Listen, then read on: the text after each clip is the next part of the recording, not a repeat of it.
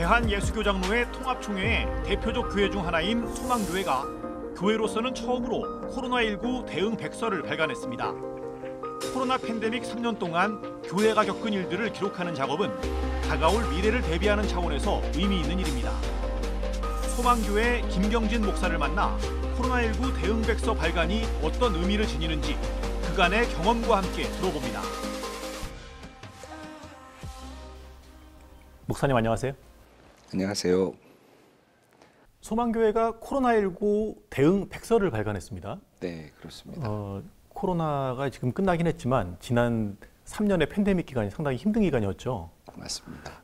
그 힘든 시간을 기록으로 남겨놓는 것은 이제 앞으로 미래를 또 어떻게 대응하느냐 그런 의미가 있을 것 같은데 교회 차원에서 코로나19 대응 백서를 발간한 취지에 대해서 말씀해 주시죠. 네, 우리 소망교회가 이제 코로나 대응 백서를 발간을 하게 되었는데요.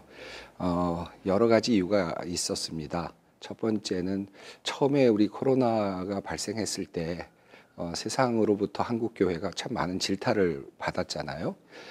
또 예배당 문을 닫지 않는다는 이유 때문에 그랬었는데 돌아보면 3년이라는 시간을 돌아보니까 물론 그 예배당 문을 닫느냐 안 닫느냐 하는 문제를 가지고 많은 논의가 있긴 했지만 그것은 신앙의 문제이기도 했고요. 그러나 한국교회 중에서 많은 교회들이 실제로는 한국교회가 그런 상황 속에서 코로나19 상황 속에서 많은 협력을 했고 참 어렵게 결단한 내용들이 참 많았거든요. 저희 소망교회도 그랬다고 생각합니다.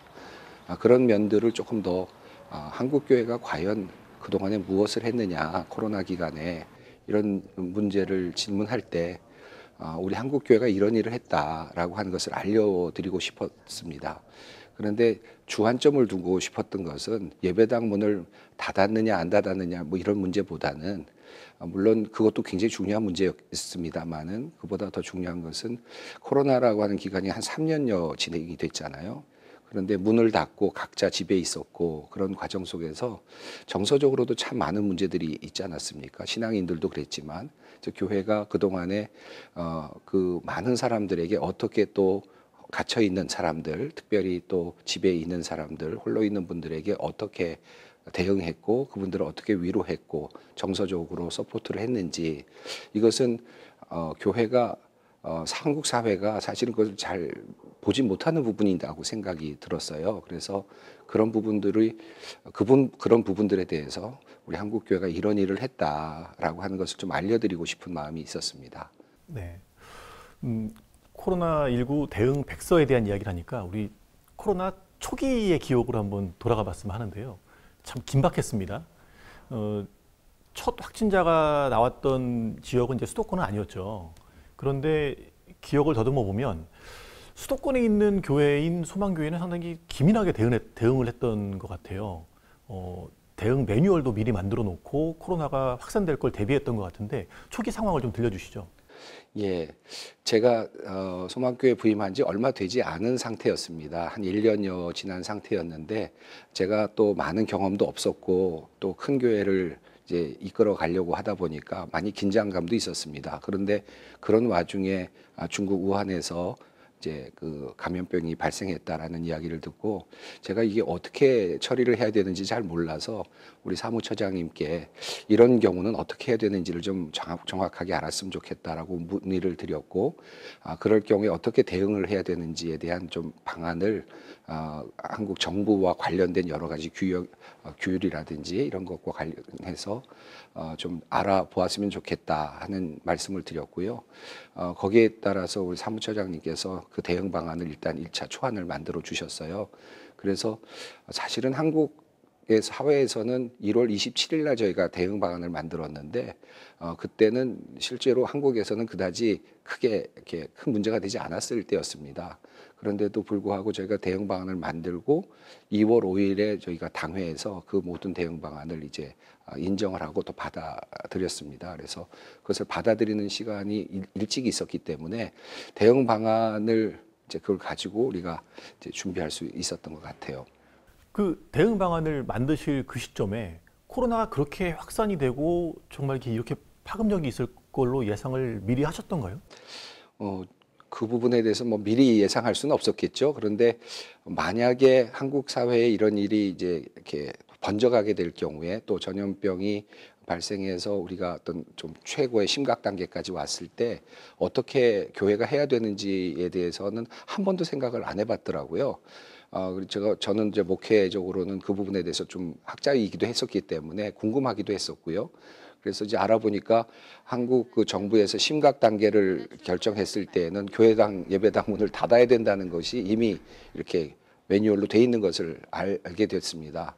한 번도 상상해 보지 않았던 것이어서 좀 놀라기도 했고, 그렇지만 이런 경우에는 우리가 어떻게 해야 되는지에 대해서 좀 어쨌든 나름대로 매뉴얼을 만들어야 된다고 생각을 했고요. 또 하나는 길게 갈 거라고는 생각을 못했고 또 빨리 올 거라고도 생각을 못했지만 당시에 조금 긴급하게 저희 교회가 반응할 수 있었던 또 다른 문제는 강남 지역에서 환자가 사실은 빨리 발생을 했습니다. 최근에 그때 당시에 그래서 그 음식점에서도 뭐 몇 번 환자가 발생했다 이런 얘기들이 나오면서 저희 그 주변 지역이 상당히 긴장감이 높기도 했습니다.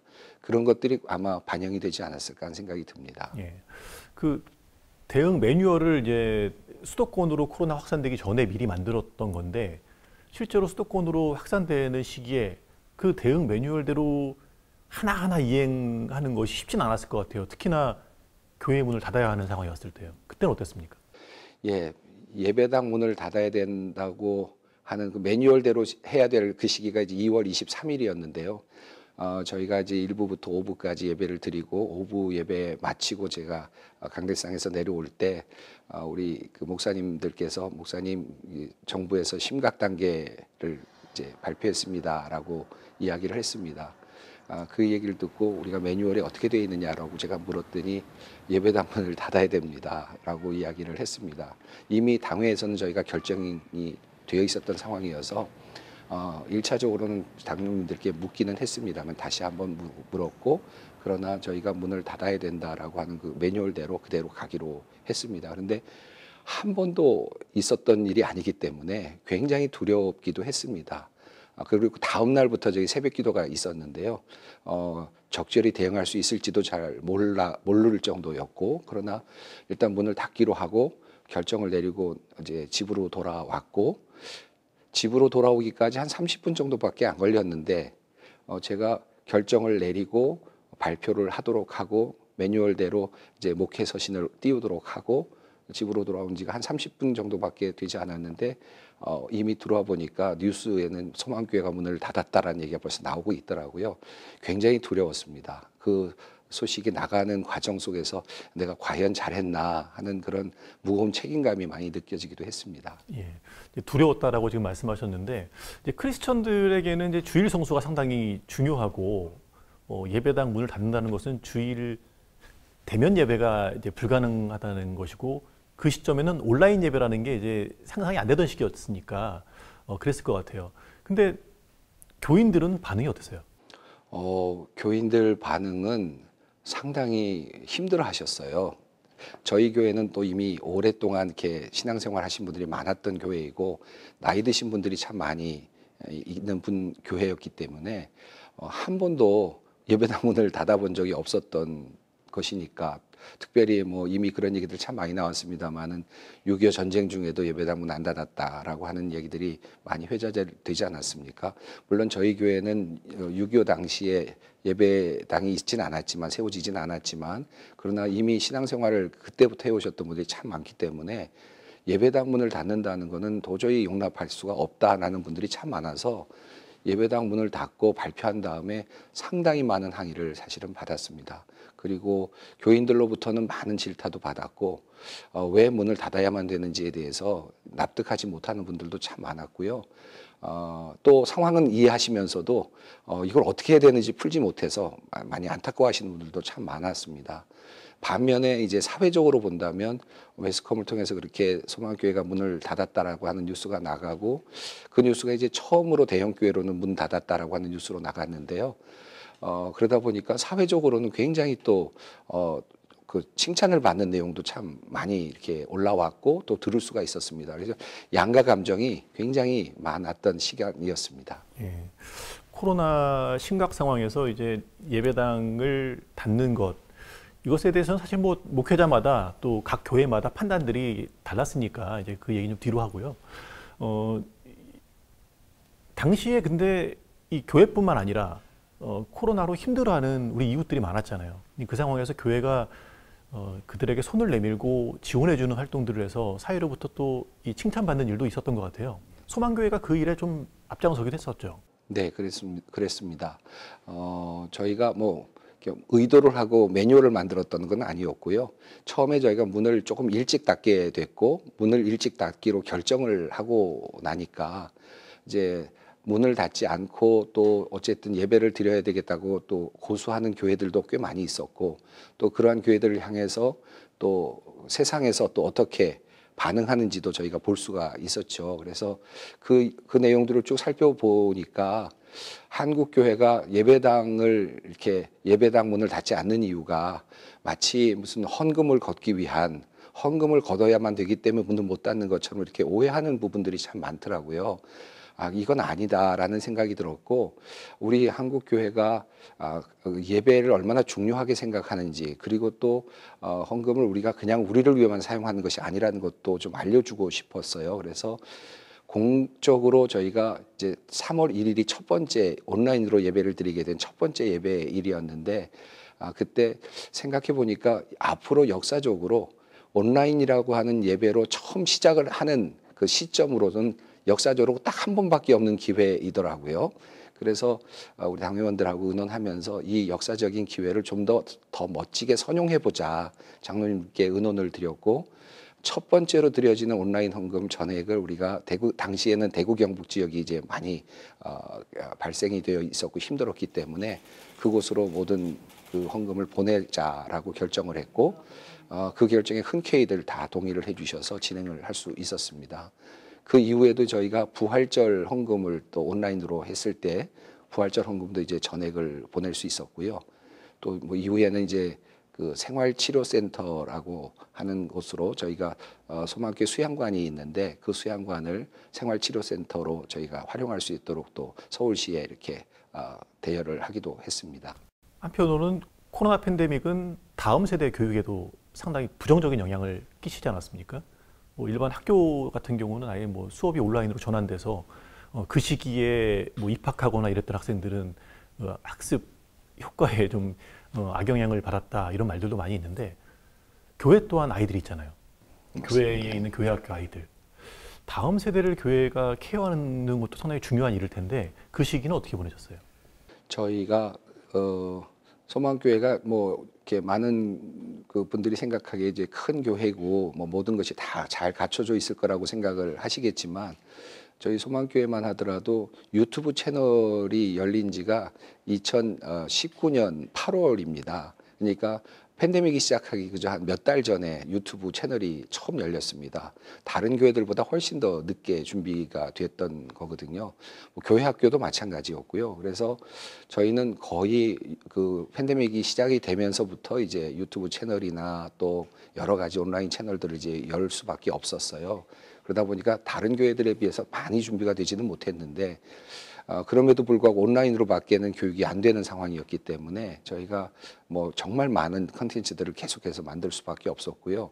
그러나 저희가 그걸 만들면서 하나 이제 생각했던 것은 이미 그 백서에도 나와 있습니다만은 저희만을 위해서 만들어서는 안 되겠다라는 생각이 들었고, 그래서 이 자료를 만들면서 급하게 이제 어려운 교회라든가 또 외국에 있는 교포교회라든가 다양한 한국어권에 있는 많은 교회들이 사용할 수 있도록 하자, 같이 사용할 수 있도록 하자. 왜냐하면 뭐 컨텐츠를 만들 수 없는 상황들이 참 많았기 때문에 그때그때 저희가 만드는 것을 계속해서 이렇게 나눌 수 있게 했습니다.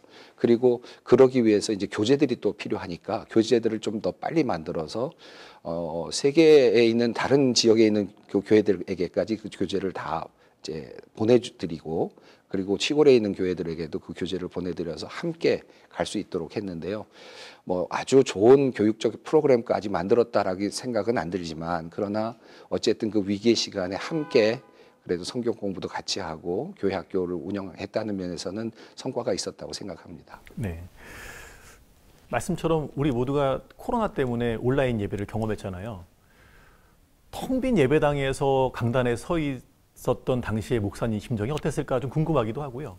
그리고 지금 이제 엔데믹이 돼서 다 대면 예배를 드리고 있는데 우리가 경험했던 온라인 예배의 그 경험을 어떻게 좀 받아들이면 좋을지에 대한 조언도 있을 것 같은데 한 말씀 해주시죠.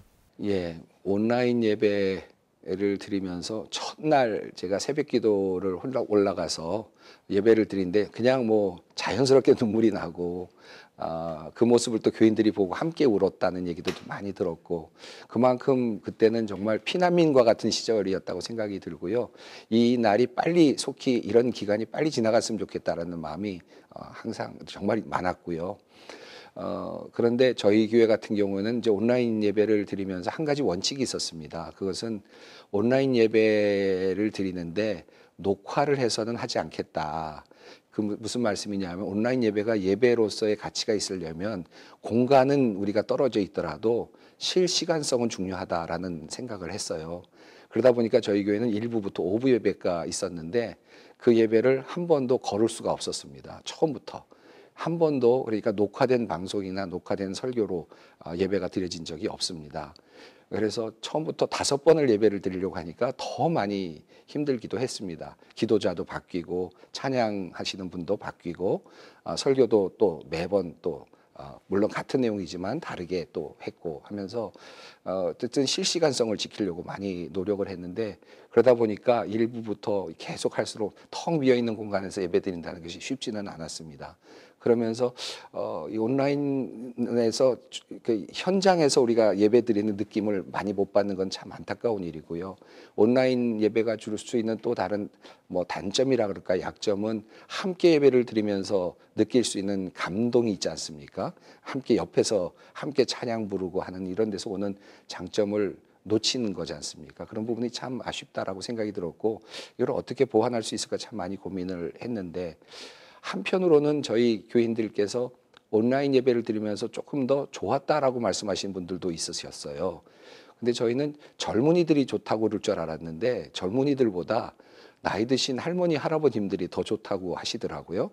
왜 그런가 봤더니 예배당에 나와서 본인들이 잘 안 들리는 설교를 듣곤 했대요. 왜냐하면 볼륨이 보통 일반에 맞게 이렇게 구성이 되어서 나가기 때문에 예배당에 와서는 잘 안 들리곤 했는데 홀로 예배를 드리는데 볼륨을 키워놓고 예배를 드리니까 훨씬 더 잘 들리고 도리어 은혜가 됐다.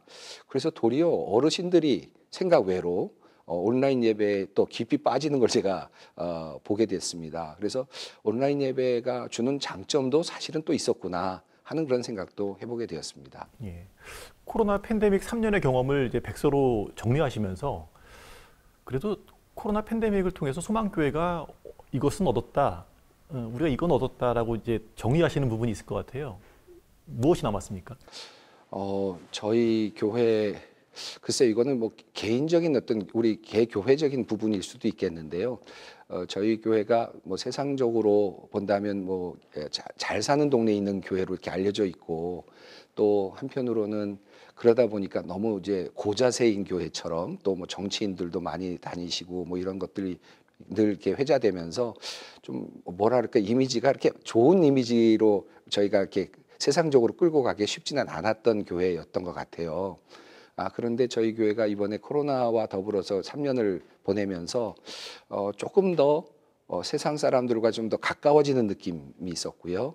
또 저희 교회의 이렇게 모습을 보면서 세상에 계시는 분들이 저희 교회를 좀 더 다르게 보시는 그리고 조금 더 이렇게 낮은 곳에서 함께하고 있는 교회 모습을 좀 보아주시는 그런 느낌이 많이 들었습니다. 그래서 조금 더 세상과 이렇게 좀 더 가까워지는 듯한 느낌 이런 느낌이 있던 것이 참 좋았고요.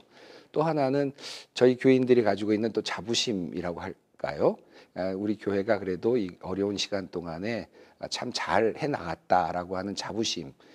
그 앞서 말씀드린 것처럼 이제 생활치료센터를 하면서도 우리 교회가 이런 일을 할 수 있어서 참 좋다. 이런 마음들이 우리 교인들 가운데 함께 응집이 되는 것은 참 좋은 결과였다고 생각합니다. 예. 끝으로요. 이제 코로나 팬데믹의 경험을 한국 교회가 좀 어떻게 받아들이고 새겨야 된다고 생각하시는지 한 말씀 해주시죠. 예, 앞으로 또 어떤 일이 일어날지 모르지만 그러나 그런 일이 있을 때마다 그 어떤 신앙의 가치를 잃어버리지 않으면서도 그런 위기 상황 속에서 대처하는 능력이 필요하겠다. 그것을 우리가 기르는 것이 필요하겠다라는 생각이 들었고, 이번에 저희가 백서를 내면서도 그런 의미에서 좀 사례들을 잘 모아두어서 다음에 또 다른 방향에서 어떤 일이 일어나더라도 대응할 수 있으면 좋겠다 하는 생각이 들었습니다.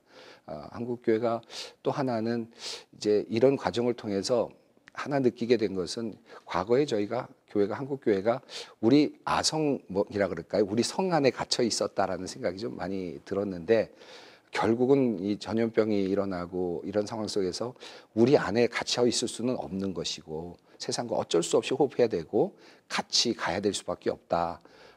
그렇다면 우리가 어떻게 같이 갈 거냐, 이 질문에 대해서 우리가 계속해서 고민해야 되겠다 하는 그런 생각은 하게 되었습니다. 예. 소망교회는 좀 규모가 큰 교회잖아요. 그래서 대응이 가능하지 않았냐라고 생각하시는 분들이 있을 것 같은데, 또 많은 교회들이 또 각자의 자리에서 코로나 상황을 이겨내고 대응하는 과정이 있었으니까요. 그것들이 잘 정리돼서 말씀하셨던 기후위기 시대에 또 같은 상황이 벌어졌을 때 교회가 잘 대처하고 또 세상과 소통할 수 있는 그런 밑거름이 됐으면 좋겠습니다. 목사님, 오늘 말씀 감사합니다. 감사합니다.